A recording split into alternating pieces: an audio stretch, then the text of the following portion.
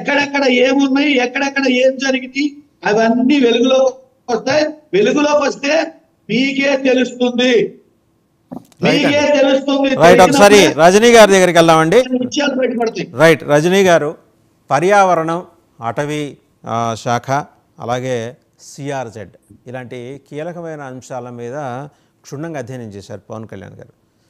ఇప్పుడు రిషికొండ అది సిఆర్జెడ్ జోన్లోనే వస్తుంది. ఆ కట్టడాలకు సంబంధించి ఫస్ట్ లీగల్గా మాట్లాడతారు. రెండు, మినరల్ ఎక్స్ప్లోరేషన్ జరిగింది. మీరు అంతసేపు ఆయన కట్టిన భవంతి చూడండి, దానికి 500 కోట్లు పెట్టారు, 26 లక్షల బాటప్, ఇవన్నీ మాడుతున్నారు. కానీ అదేదో సినిమాలో అలీ ఒక మోటార్ సైకిల్ మీద వెళ్తూ ఉంటే మన కర్ణాటక బార్డర్లో పోలీసులు పట్టుకుని ఉంటారు. అన్నిసార్లు చివరిలో ఏం చూపిస్తుంటాడు అలీ, అందులో ఇసుక ఉందని చూపిస్తుంటాడు.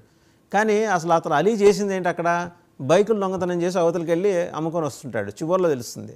అంటే మీకు పైన కట్టిన భవంతి, కింద నుంచి తవ్వికెళ్ళిన మినరల్ ఎక్స్ప్లోరేషన్, దాని గురించి, ఎర్రమట్టి దెబ్బల గురించి, ఆ శాఖలన్నీ మీవే.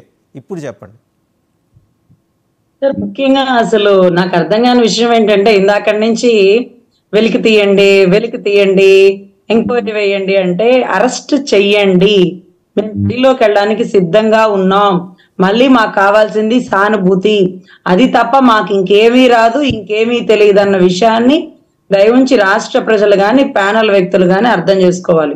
ఇంకొకటి ఏంటంటే, పవర్ మన దగ్గరే ఉంది. ఈ రోజు సార్ చెప్పినట్టుగా మనం ఇంతసేపు డిబేట్ పెట్టుకోవాల్సిన పని లేదు.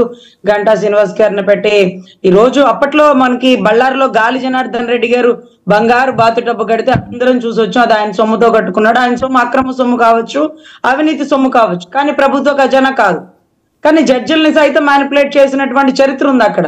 ఇక్కడ ఏం జరుగుతుందంటే సార్, నేను తిరుపతిలో చదువుకునేటప్పుడు గూగుల్ చంద్రగిరి కోట తవ్వినట్టుగా చాలా మంది దొంగలను పట్టుకునేవాళ్ళు. మా లాయర్ గారు బెయిల్ వేయడానికి వెళ్ళేవాళ్ళు. సరే డీటెయిల్స్ రాసుకోమా అంటే నేను రాసుకునేదాన్ని. సరే అక్కడే ఎందుకు తవ్వారు, అక్కడ ఏముందని తవ్వారు అంటే, అప్పట్లో వాళ్ళు చెప్పేవాళ్ళండి. చంద్రగిరి కోట అంటే అప్పట్లో రాజు గారు ఇంకొక దారి నుంచి బంగారు నిధులు తవ్వకాలు, ఎక్కడెక్కడ దాచుకున్న సొమ్ము వారిదంతా అక్కడెక్కడ నిధులు నిక్షేపాల్లో పెట్టేవాళ్ళట. వాళ్ళు ఏదో మంత్రాలు చింతకాయలు రాలిపోయినట్టుగా అక్కడెక్కడ ఉంటాయని కొంతమంది వాళ్ళు చెప్పినట్టు తవ్వుకునే వాళ్ళట. ఈ రోజు మనం ఆలోచిస్తేనండి, సముద్రయానానికి దగ్గరగా ఉండేటటువంటి రిషికొండ, మన పర్యాటక గురించి మాట్లాడుకుంటే గ్రీన్ ట్రిబ్యునల్ యాక్ట్ కి ఒక వైలేషన్ జరిగింది. సింహాచలం కొండ మీద దేవుడు ఉన్నాడు కాబట్టి కొండ కింద తవ్వేది లేదు, ఎక్కడ నిధులు నిక్షేపాలు దాచేది లేదు. అప్పటి నుంచి కోటలో విజయనగరం కోట, ఇంకో కోట అంతా రాజులు పరిపాలిస్తున్నప్పుడు ఋషికొండ పరిసర ప్రాంతాల్లో నిధులు నిక్షేపాలు దాచి ఉన్నారని పురాణ చరిత్ర పుస్తకాలలో ఎక్కడో చదివి ఉన్నాము. తర్వాత ఇక్కడ గౌరవ జగన్మోహన్ రెడ్డి గారు కూడా తవ్వకాల్లో బ్లూ మార్కెట్లు కట్టేసి ఇన్ని సంవత్సరాలకి ఇప్పుడు మనం పైన ఉండే ప్యాలెస్ నే చూస్తున్నాం, కానీ తెలివి తక్కువ దద్దమ్మల్లాగా దాని కింద ఉండే తవ్వకాల్లో ఏమేమి ఉన్నాయో మనం చూడలేకపోతున్నాం.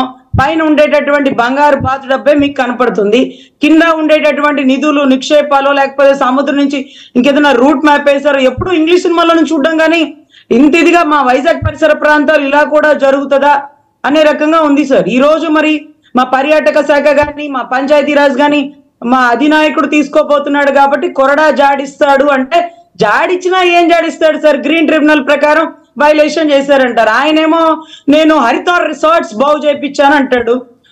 ఓపెన్ చేయించింది కూడా మన రోజా గారు.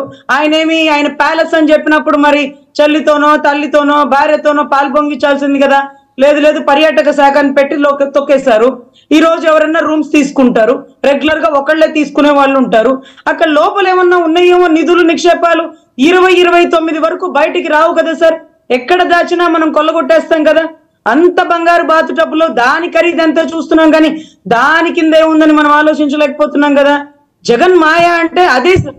మాయల మరాఠీ చిలక ప్రాణం ఎక్కడో అక్కడెక్కడో ఎందుకు దాచిపెట్టాడు, ఎవరు కనపడని చోటే.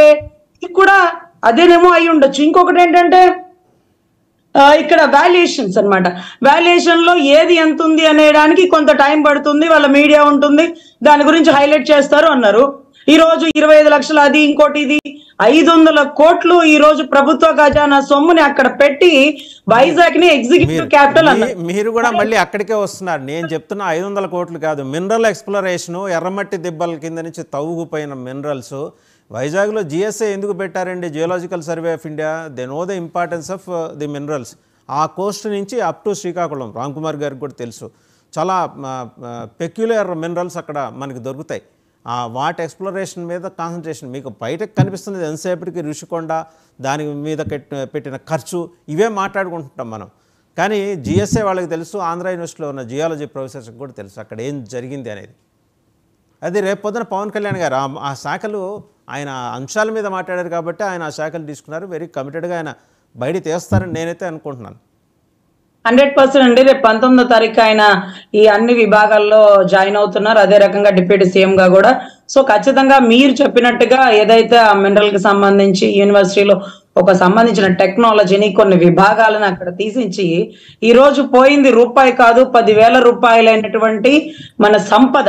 అదేంటంటే మన పర్యాటక అంటే ఒక సంపద సార్. అది మనం అన్నట్టుగా calculation of value of money కాదు సార్. ఈ రోజు ఎర్రమట్టి దిబ్బల్ని కాపాడుకోవాలి అంటూ గ్రీన్ ట్రిబ్యునల్ కి ఢిల్లీకి ఇన్వాల్వ్ అయిపోయింది. ఎందుకు సార్? ఈ రోజు ఇంతవరకే కట్టాలి, అంతవరకు కట్టకూడదు, ఇంతకు మించి దాంట్లోంచి మినరల్ బయటికి పోకూడదు, అదొక చరిత్ర ఎర్రమట్టి దిబ్బలు.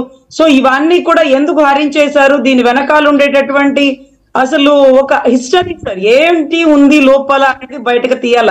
మీరు ఇంకా పైన ఉంటారు, తర్వాత దాని వెనకాల మినరల్ అంటున్నారు, దాని తర్వాత కింద ఏమన్నా నిధులు నిక్షేపాలు ఏమన్నా దాచిపెట్టారు, ఇవి కూడా వెలుగులోకి తీయాలి సార్. సో ఖచ్చితంగా వీటన్నిటికీ మించి గౌరవ జగన్మోహన్ రెడ్డి గారు అరెస్ట్ అవ్వడానికి, ఆయనకు సంబంధించిన కింది విభాగం అరెస్ట్ అవ్వడానికి సంసిద్ధం అయిపోయారు. 100 కోట్ల స్కామ్ ఆడుదాం ఆంధ్రాలో దొరికింది, ఇంకా కూడా చాలా దొరకబోతున్నాయి. ఇవన్నిటికీ వాళ్ళు ఒక 6 నెలలు జైలుకు పోవాలని ఫిక్స్ అయ్యారు సార్. ఎందుకంటే ఇక మట్టి జనాల్లో పాదయాత్ర చేయాలంటే సానుభూతి యాత్ర అనేది చాలా ఇంపార్టెంట్. అది తప్ప ఆయనకేం రాదు. కాబట్టి ఇందాక నుంచి సారు మీ చేతిలోనే అధికారం ఉంది కదా, అది తీయండి, ఇది తీయండి, ఇది తీయండి అంటూ చిట్టాపద్దులు వేస్తుంటే నాకే అసలు అర్థం కాల. ఇదేంట్రా బాబు, దొంగతనం చేసినోడు దొరకకుండా పారిపోతాడు, బెయిల్ వేసుకుంటాడు, కానీ నేను దొంగతనం చేశాను, నన్ను అరెస్ట్ చేయండి, మీకు దమ్ముంటే అరెస్ట్ చేయండి, మీరు జడ్జిలేగా, మీరు లాయర్లేగా, అరెస్ట్ చేయండి అంటే నాకు అర్థం కావట్లా. కనపడి 3వ సింహం కాదు 4వ సింహాలు ఇంకేమేమి వస్తాయో బయటికి అర్థం కావట్లా. సో ఎనీవే చౌదరి గారు మాట్లాడతారండి ఒకసారి. టీడీపీ శ్రీనివాస్ చౌదరి గారు చాలా అంశాలు మీరు ఇట్లా 4 రోజులు అధికారంలోకి